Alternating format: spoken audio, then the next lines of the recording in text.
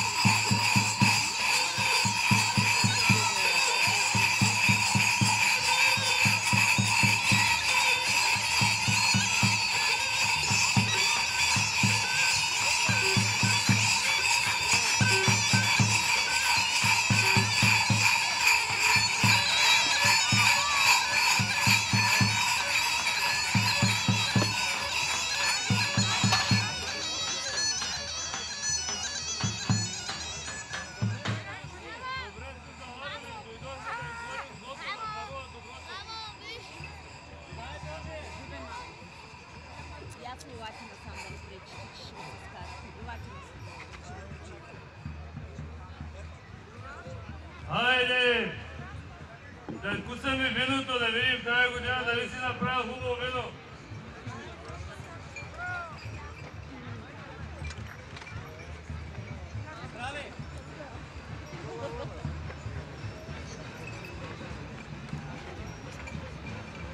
Хубаво вино си направил. Хайде да отиваме на нивата, че днеска имаме много работа.